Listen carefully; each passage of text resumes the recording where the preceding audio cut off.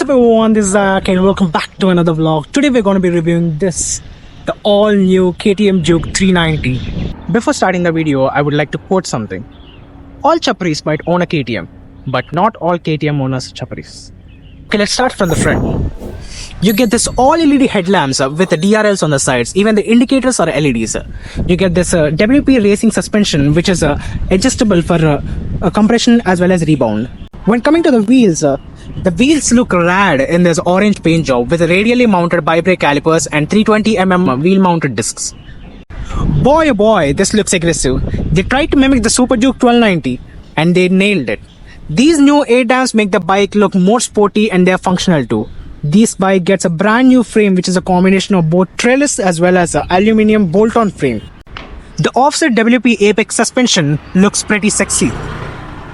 This is the new LC4C engine mated with bigger airbox, puts out 46 horsepower at 8,500 rpm and 39 Nm of torque at 6,500 rpm, making it a competitor to Interceptor, GT, Speed 400 and the new Aprilia RS457. This is the underbelly exhaust and it is much lighter when compared to the older KTM Juke 390. The sweet spot of this exhaust is when it hits the limiter. You get 240mm rear disc. Let's listen to the exhaust mode.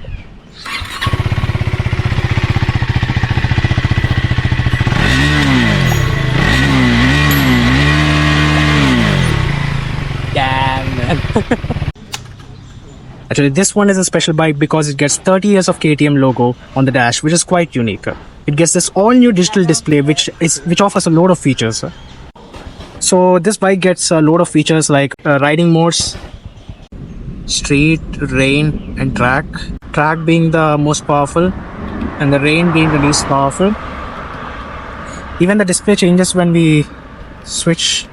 This is right now in the street mode, and when we get to the track mode it looks like this.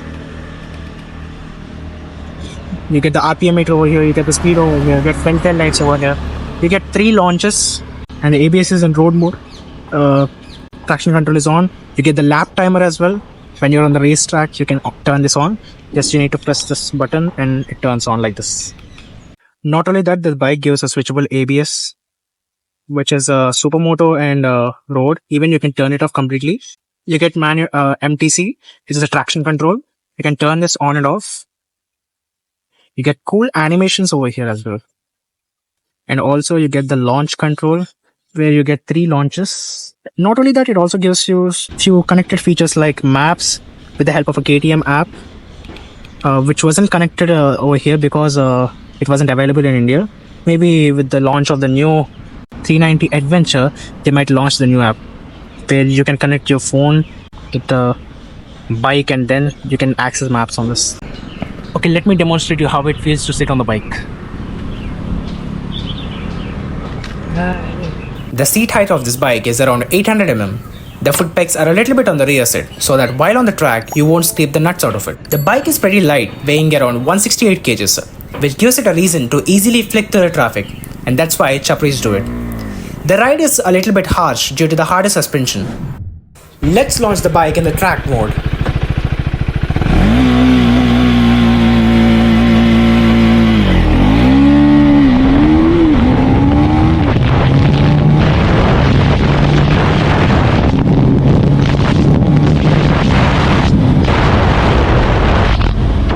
Okay, currently the bike is in the rain mode.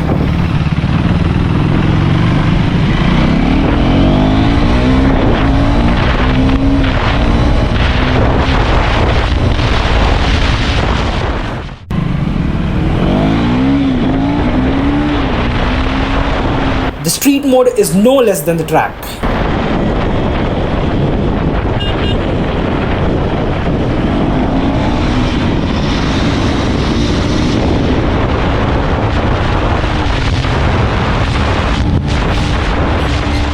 When it comes to the vibrations, you get a bunch of those.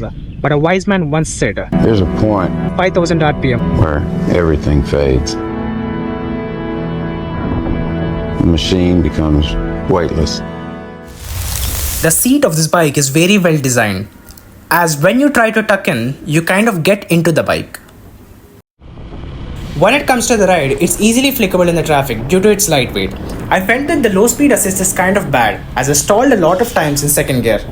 The bike excels in touring as well, as I've personally seen my friend traveling for 250 kilometers every week and he's like, I can do this all day.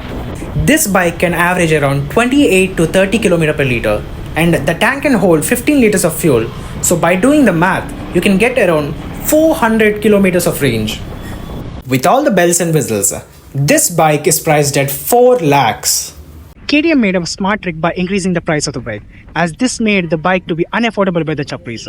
By doing this, KTM actually thinking of increasing the brand value of it, and it surely did. Okay, thank you guys for watching. If you really like this video, do like, share and subscribe. And meet you in the next video. Peace.